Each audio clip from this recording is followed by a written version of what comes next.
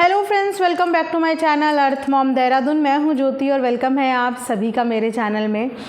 मैं हमेशा से अपनी वीडियो में ना एक बात आप लोगों को ज़रूर बोलती हूं कि रिएक्शन देती हूं और इसीलिए हर बार अच्छे को अच्छा और बुरे को बुरा बोलती हूँ। और वहाँ पे बहुत से लोग, कुछ लोग ये भी सोचते हैं कि आपने कल इनके लिए ऐसा बोला था, आज आप इनके लिए ऐसा बोल रहे हो। क्योंकि मैं हमेशा से एक बात बोलती हूँ कि 100% कोई इंसान गलत नहीं होता और हर वक्त हर समय एक इंसान गलत नहीं हो सकता। कभी तो वो लाइफ में सही होगा, तो जब वो सही होगा तो उसको सही भी बोलना चाहिए और जिस वक्त वो गलत होगा उस वक्त उसको गलत भी बोलना चाहिए। तो इस समय पे ना बहुत सारी चीज़ों से ट्रांसपेरेंसी मिल रही है और कुछ चीज़ों के जवाब हमें वक्त अपने आप दे देता है। और इस बार बोलने को ही नहीं है कि ये शनि का साल है। इस साल हमें बहुत सारी चीज़ों के ऊपर से एक परत हटती हुई दिखी है, एक नकाब हटता हुआ दिखा है और बहुत सारी चीज़ें हमारे सामने भी आई हैं। तो आज मैं बात करने वाली हूँ कुलदीप भैया के बारे में, जिन्हें आप कालू भैया के नाम से जानते हो और जिनकी पहचान ही यही है कि वो बहुत नशा करते हैं, ऐसा करते हैं, वैसा करते हैं, मारपीट करते हैं, अपने परिवार के साथ ये करते हैं, वो करते हैं। भिन्न भिन्न प्रकार की बातें और भिन्न भिन्न प्रकार की बद्दुआएं उनको बहुत टाइम से मिलती हुई नज़र आ रही है। लेकिन इस बीच में कुछ चीज़ें और क्लियर हुई, जैसे कि संस्कारों का पर्दाफाश हुआ, जैसे कि इनके खुद के बच्चों का पर्दाफाश हुआ। बाप के ऊपर बहुत इल्ज़ाम लगाए गए, हर लेवल का इल्ज़ाम लगाया गया और बाप ने वो इल्ज़ाम अपने बच्चों की खुशी के लिए, अपने परिवार की इज्जत के लिए अपने ऊपर ले भी लिया। जहाँ पर बीच में बात उठी भी थी कि जिन चीज़ों का ब्लेम कालू भैया पे डाला जा रहा है उनमें से बहुत सारी चीज़ें तो उन्होंने करी भी नहीं है, जिन चीज़ों का ब्लेम उनके ऊपर लगाया जा रहा है। अब जो बीते दिनों ये लड़ाइयाँ हो रही हैं ना, इस लड़ाई में एक चीज़ तो समझ में आई है कि एक इंसान इनके घर में ब्लेम लगाने में बहुत ज़्यादा माहिर है और ब्लेम लगाने पे अगर वो आए ना तो वो 6 महीने के बच्चे पे भी ब्लेम लगा दे। पूरे परिवार पे इनके घर का एक ही सदस्य ब्लेम लगा रहा है, किसी को भी नहीं छोड़ा, किसी का कैरेक्टर असैसिनेशन करना नहीं छोड़ा, किसी की भी इज्जत की धज्जियाँ उड़ानी नहीं छोड़ी, चाहे वो इस दुनिया में है चाहे वो इस दुनिया में नहीं है। बुरी तरीके से इज्जत की धज्जियाँ उड़ाई है। आप सब लोग इस चीज़ के विटनेस हैं, सब ने ये चीज़ें देखी हैं। बेटे को खुद से गायब करने के बाद उस बेटे के गायब होने का इल्ज़ाम लगा दिया गया है परिवार के चारों भाई बहनों पे। गुमराह करने के लिए एक एप्लीकेशन लेटर भी दिखाया गया कि मैं तो ऐसे ऐसे कंप्लेन करा के आई हूँ और उसी वक्त पे इनके बेटे की इंस्टाग्राम पे रील भी पोस्ट होती है और इनका बेटा चैट पे बात भी करता है और वहाँ पे बात करता है अपने फूफा जी को धमकाने की और उनके साथ कुछ गलत करने की, जिसके लिए उन्हीं के बेटे से परमिशन मांग रहा है कि तुझे कोई दिक्कत आपत्ति तो नहीं अगर मैं ऐसा कर दूँ। ये इस तरीके का माहौल चल रहा है। उस पर से मुझे लगा था कि शायद कालू भैया ने कोई रिस्पॉन्ड नहीं किया, बिकॉज उनका जो चैनल उन्होंने बनाया, एक तो उनका बड़ा चैनल है, जो हमें ये लगा था कि शायद अरमान ने वापस ले लिया या अरमान ने इनको दिया ही नहीं। लेकिन अगर आप वो चैनल देखोगे ना तो वो चैनल भी किसी और के पास है और किसके पास है, जिसकी उस चैनल पर वीडियो होगी सबसे पहली। तो इस वक्त पे कालू भैया के जो परिवार के हैं ना, वो कम से कम 2-2, 3-3 चैनल चला रहे हैं। एक चैनल चलाने के लिए दूसरे चैनल को बोल देते हैं कि ये तो डिलीट कर दिया, किसी ने हैक कर दिया, किसी ने ये कर दिया, किसी ने वो कर दिया, जबकि किसी ने कुछ भी नहीं किया होता। वहीं पे इन लोगों का झूठ पकड़ा जाता है। तो इस वक्त इनके पास 2 से 3 चैनल हैं और कालू भैया ने 0 से एक चैनल आने के बाद अपना शुरू करा कि मैं कम से कम अपने खाने का, रोटी का, पानी का तो इंतज़ाम करूं। उनके चैनल पे तकरीबन 8 से 10 हज़ार सब्सक्राइबर भी हो गए थे, लेकिन वो कह रहे हैं कि मोनेटाइजेशन में कुछ इशू आ रहा है, उनके चैनल में मोनेटाइज नहीं हो पा रहा है। वहीं पे उसी व्लॉग के दौरान इन्होंने अपने एक चाचा जी भी इंट्रोड्यूस करे, जो कि रिश्ते में इनके बच्चों के दादाजी लगते हैं। जिन चाचा जी को भी सपोर्ट करते हुए कालू ने बताया कि उनका बेटा उन चाचा जी को भी धमकाता है, उनके साथ भी बदतमीज़ी करता है और उनको भी वीडियो प्राइवेट करने को बोलता है कि ये हमारे लोगों की वीडियो है, यानी कि मेरे पापा की या किसी की भी ये वीडियो तुम नहीं डालोगे। दादा रिश्ते में दादा लगते हैं, अगर पापा के चाचा लगते हैं तो उसके रिश्ते में दादा लगते हैं। तो उन दादा को भी इनके बेटे ने हड़काया। वो वीडियो, वो व्लॉग भी अभी भी उनके चैनल में पड़ा है, आप वहाँ पे जाके देख सकते हो। ठीक है। उसके बाद कालू भैया ने फिर एक नया चैनल खोला, जो आई थिंक अब 4-5 हज़ार सब्सक्राइबर उनके वापस से उसमें हो गए हैं, जिसमें वो रोज़ वीडियो व्लॉग डाल रहे हैं। और इस बार उनका जो वीडियो व्लॉग आया है ना, वो बहुत ज़्यादा समझदारी वाला आया है, जो समझदारी मैं सच में उनसे उम्मीद करना छोड़ चुकी थी। उनकी हरकतें देखने के बाद मेरे को उनसे 0 एक्सपेक्टेशन हो गई थी कि इंसान लाइफ में कभी सुधरने नहीं वाला। लेकिन उस इंसान का एक अलग रूप भी देखने को मिला, जो समझदारी से भरा हुआ रूप था, जो एक बाप का वर्जन था, जहाँ पे जब ये पूरी लड़ाई घमासान हुई तो उन्होंने एक बहुत न्यूट्रल बात वहाँ पे करी, जहाँ पे अपनी बहनों को भी समझाया और अपनी बीवी का इस बार पक्ष नहीं लिया, वरना हर बार अंधाधुन पक्ष लेते थे ये अपनी बीवी का। इनकी बीवी इनसे जो जब करने को बोलती थी बेधड़क होके करते थे। सुनीता के पहले पति को लाने वाले यही थे, इन्हीं के घर में वो आया, यहीं पे चाय पानी पी के गया, यहीं पे रिकॉर्डिंग सारी लीक हुई और उसके बाद सारा ब्लेम का टोकरा कालू के सर पे डाला गया कि इसने करा, जबकि वहाँ पे रोकने वाले बहुत लोग थे जो उन्हें रोक सकते थे, पर किसी ने नहीं रोका क्योंकि उस समय पे नंदों की इज्जत की धज्जियाँ उड़ रही थी, तो इस बात को एंजॉय किया जा रहा था। रिकॉर्डिंग डालने का सिलसिला ही, पर्सनल जाने का सिलसिला ही एक्चुअल में इन्हीं लोगों ने शुरू किया था, जो आज बढ़ते बढ़ते यहाँ तक बढ़ चुका है।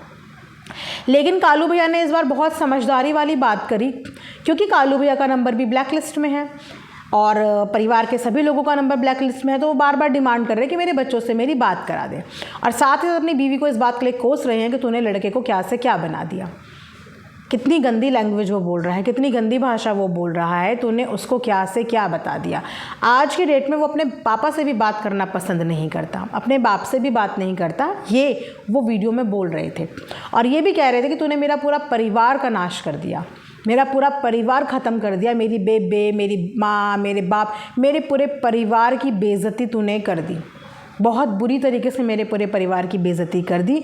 उसी के साथ साथ अरमान के सपोर्ट में भी बोल रहे थे कि अरमान ने तुम्हारे लिए क्या नहीं किया, क्या नहीं किया। शायद अगर ये चीज़ें अरमान ने अपनी वीडियो व्लॉग में कभी पहले बताई होती ना, तो इनकी तरफ से जो नेगेटिविटी उन्हें मिलती है वो नेगेटिविटी उन्हें नहीं मिलती।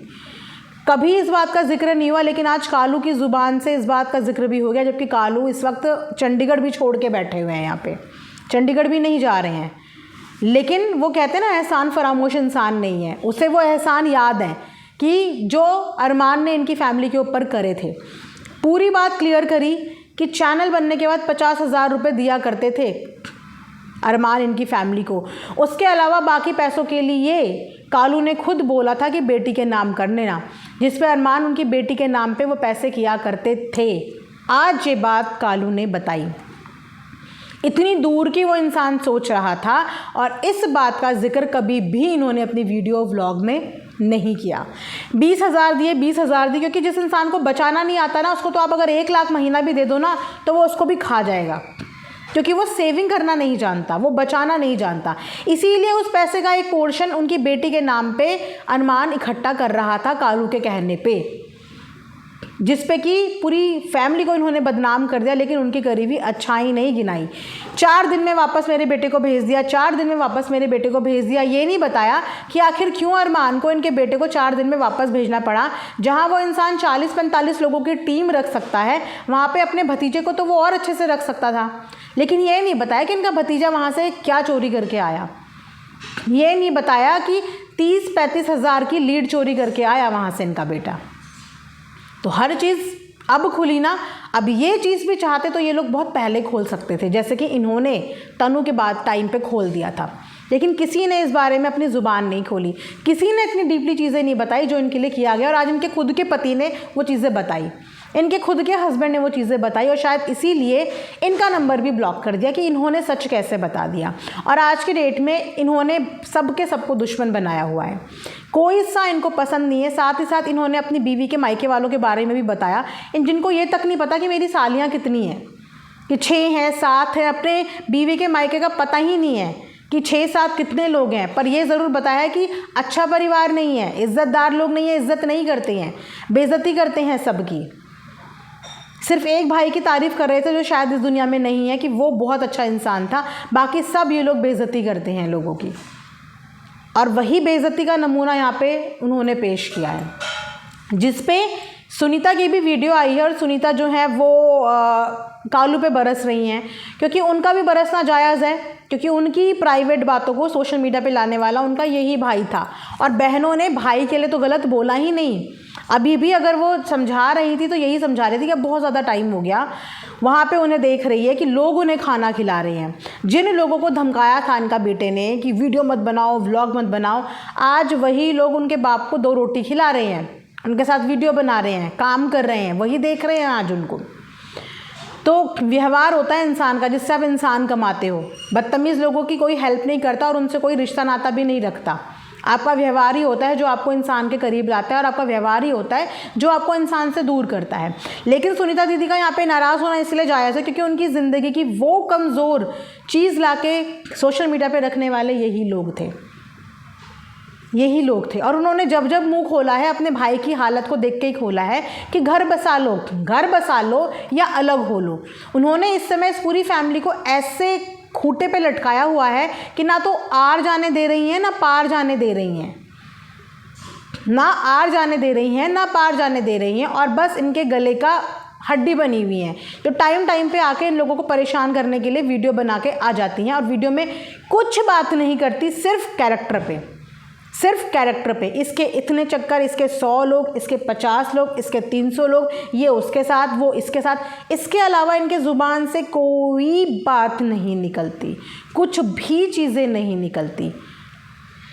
इसीलिए शायद अब कालू भैया को मुंह खोलना पड़ा, और उन्हें भी अब अपनी फैमिली की सच्चाई पता चल गई कि आज जो अपने पति को नहीं छोड़ रही, चलो पहले तो नशेड़ी के नाम पे उन्हें बदनाम किया था, जो उन्होंने खुद भी एक्सेप्ट किया कि मैं नशेड़ी ज़रूर हूँ लेकिन मैं गंदा आदमी नहीं हूँ, मैंने आज तक अपने बच्चों पे हाथ नहीं उठाया, मैंने आज तक अपने बच्चों को नहीं मारा।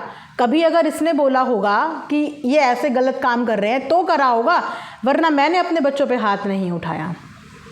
लेकिन नशेड़ी के अलावा उनको ये भी बोल दिया गया, उनके कैरेक्टर के बारे में भी बोला, अपने खुद के पति के कैरेक्टर के बारे में बोला। जबकि कालू भैया को तो आप और हम सब लोग देख रहे हैं, वो तो अकेले ही दोस्तों में ही खुश हैं, उनको तो उनकी बोतल जाने और उनकी महफिल जाने, उसके अलावा उन्हें कभी देखा ही नहीं इन चीज़ों में। लेकिन उन पर भी गंदा इल्ज़ाम लगाया, उनके लिए भी गंदा बोला। तो आज उस पति की भी अंतरात्मा देखो सामने आई है। एक इंसान नशेड़ी हो सकता है, लेकिन ये नहीं है कि उसके अंदर 100 के 100 ऐब हैं कि आप उसको हर तरीके से गंदा बोलने की आपको आज़ादी है, आप कुछ भी गंदा बोल दो उन्हें। जबकि वो बार बार आने के बाद याद कर रहे थे इनको कि प्लीज़ घर आ जा, मैं माफ़ी मांगता हूँ, प्लीज़ घर आ जा, मैं माफ़ी मांगता हूँ। लेकिन जब भी वो होश में होते थे तो एक ही बात बोलते थे कि मेरी इतनी गलती नहीं है, जितना गलत मुझे बना दिया है मेरी इतनी गलती नहीं है। क्योंकि कहीं ना कहीं उन्होंने भी ये बात नहीं बताई कि घर में जितना तोड़ फोड़ का दिखाया था वो करने वाला कोई और ही इंसान था, वो कोई और ही इंसान था। जो घर में गाली गलौज करता है वो इंसान कोई और है, जो घर में हाथ उठाता है वो इंसान कोई और है। और हर चीज़ की गलती सिर्फ और सिर्फ कालू भैया की निकाल दी जाती थी, क्योंकि वो नशा करते थे तो उनके ऊपर सारे आरोप डाल दिए जाते थे कि अगर नशा करता है तो ये सब कुछ कर सकता है, इसने सब कुछ किया होगा। लेकिन इस बार इतनी सारी चीज़ें सामने आई हैं और देख के बुरा भी लग रहा है कि मतलब ना तो आप अलग होना चाह रहे हो, ना आप साथ रहना चाह रहे हो, लेकिन आपका सिर्फ एक ही मोटिव है, और वो है कि किसी भी तरीके से इस परिवार को बर्बाद करना, डिफेमेशन करना, इस हद तक डिफेमेशन करनी कि या तो ये लोग अपने आप को कुछ कर लें या ये सोशल मीडिया से ही गायब हो जाए। और कालू ने एक बात और बोली कि अरमान तो इनकी बातों का इन्हें जवाब भी नहीं देता, कुछ बोलता ही नहीं, तब जाके ये उसके पीछे पड़ी रहती हैं। चलो ननद को तो ये बोल सकती है मुझे टॉन्ट मारी, मुझे ये बोल दिया, मुझे वो बोल दिया। लेकिन अरमान की फैमिली, उनकी भी 2 बीवियां हैं, हर किसी का मुंह, इतनी लंबी ज़ुबान सबके मुंह में होती है, किसे गाली देनी नहीं आती, किसे क्या बात करनी नहीं आती, सब कोई हर किसी के बारे में बोल सकता है। लेकिन उसके बाद भी वो इनकी किसी भी बात का जवाब ही नहीं देते हैं, वो अपने काम में बिल्कुल एक तरफ मस्त हैं। इन्होंने इनकी पहली बीवी तक को ड्रैग कर दिया, ये तक बोल दिया कि अभी तो 3 हक मांग रहे हैं, अभी तो 5 मांगेंगे, तुम्हारा सास ये, तुम्हारी ससुर ये, तुम्हारा परिवार ये, तुम्हारा ये, तुम 50 को लेके, तुम 100 को लेके, क्या क्या लेवल की बातें। जब अपना घर का खुद का इंसान बोले तो हर किसी का खून खौलता है, लेकिन वो तो इनको भाव ही नहीं दे रहे, बॉदर ही नहीं कर रहे हैं। तो ये शायद अच्छी करी हुई चीज़ें भूल गई कि उन्होंने क्या क्या अच्छा किया, जो कि कालू भैया को शायद याद था, नशे में भी उन्हें याद था कि मेरे भाई ने भले ही मुझे आज बाहर कर दिया होगा रिहैब से हटा के कि मैं नहीं खुद पाल अपने आप को, लेकिन मेरे भाई ने किसी टाइम पे हमारे लिए, हमारे परिवार के लिए अच्छा भी किया है, पूरे लॉकडाउन में अच्छे से बैठा के खिलाया है। लेकिन आज उन चीज़ों की कोई भी अहमियत नहीं है। लेकिन हाँ, परिवार की इज़्ज़त की धज्जियाँ बहुत बुरी तरीके से उड़ रही है। वहीं पे सपना वापस से अपनी नॉर्मल व्लॉगिंग में शुरू हो गई हैं। उन्होंने बस जो बोलना था वो बोल दिया, और सपना की वीडियो की बदौलत सबकी आंखें खुल गई। अगर सपना की वो वीडियो नहीं आती, वो रिकॉर्डिंग नहीं आती, तो शायद आज हम सब लोग अंधकार में बैठे होते और इनको और इनके बच्चों को संस्कारी ही समझ रहे होते। जबकि कालू भैया ने जब जिनके साथ वो रह रहे हैं उन चाचा के सामने बोला था कि उनका बेटे ने उसको भी धमकाया, लेकिन हमने बिलीव नहीं माना कि ये नशेड़ी हैं, ऐसी झूठ बोलते रहते हैं। कई बार खुद भी व्लॉग में बदतमीज़ी से बात करते हुए देखा, लेकिन उस चीज़ को भी ढक दिया कि अरे गुस्से में है, अपनी माँ के लिए कोई कैसे सुनेगा, वो भी ढक दिया। लेकिन ये रिकॉर्डिंग सुन के तो सबके आंखों से पर्दा फाश हो गया कि इस घर में मेन जड़ जो है वो है कौन सी। जब खुद का पति ये बात बोल रहा है कि मेरे घर को बर्बाद करने वाली, मेरे पूरे घर की बेइज्जती कराने वाली यही इंसान है, इसी ने सारे घर का बेड़ा गर्क कर लिया है, मेरे पूरे परिवार की इज्जत की धज्जियाँ उड़ा के रख दी है, सोशल मीडिया पे भी और शायद ऑफ कैमरा भी, और शायद सोशल मीडिया में भी। जो अब परिवार की धज्जियाँ उड़ा के भी चैन सुकून नहीं मिला है कि अब मारने की, घर पहुंच के हम ये कर देंगे, हार्म पहुंचाने की भी कोशिश कर रहे हैं, हार्म पहुंचाने की भी, कि चलो इससे काम नहीं चला, सोशल मीडिया में हमने डिफेमेशन तो कर दी, अब मार पिटाई पे करते हैं, अब गुंडागर्दी करते हैं। कुछ नहीं होने वाला। उस बाप के तरफ तरस खाओ जो दूसरों के घर की रोटी खा रहा है। वो बाप अभी भी तुमसे यही बोल रहा है कि बच्चों को गलत डायरेक्शन में जाने से रोक लो।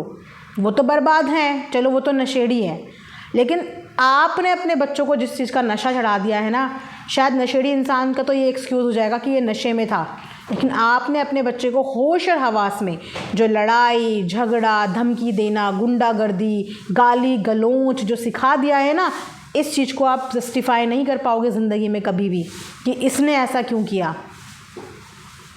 तो अभी भी सही वक्त है, अपने बच्चों का फ्यूचर देख लो, उनको संभाल लो, क्योंकि कल को ये आप ही के बच्चे हैं, अब परेशानी आप ही को होंगी। ये कुछ भी गलत करते हैं उसकी परेशानी पूरे परिवार को उठानी पड़ेगी। इस बात को गांठ बांध लो।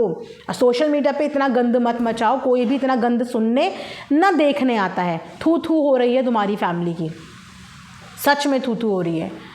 जब इतनी जगह जगह हो रही तो तुम्हारे गांव में, तुम्हारे अगल बगल में तुम लोगों की क्या इज्जत रह गई होगी। सोचिए किस नज़र से तुम्हें तुम्हारे अड़ोस पड़ोस के समाज के लोग देखते होंगे जो तुम्हारे इर्द गिर्द रहते होंगे। सोचिए इस बात को। जिन मासूम बच्चियों का कोई कसूर भी नहीं है, इनकी भी एक बेटी है, वहाँ तन्नू भी है, उन मासूम लड़कियों के भविष्य पे इस चीज़ का क्या गहरा असर पड़ेगा। जिस टॉक्सिक रिश्ते से तुम लोग आज लड़ रहे हो, तुम अपने बच्चों के लिए वही तैयार कर रहे हो।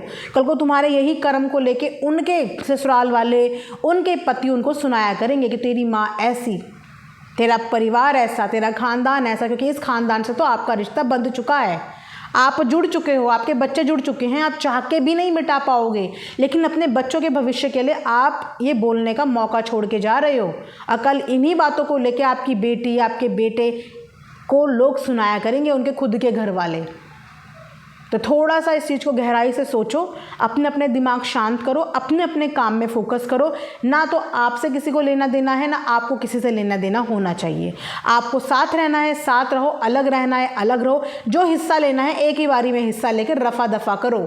ये रोज़ रोज़ की टेंशन ना लो, ना दो, ना सोशल मीडिया को इस तरीके से गंदा करो। ये गंदगी सुनने सोशल मीडिया पे हम नहीं आते हैं।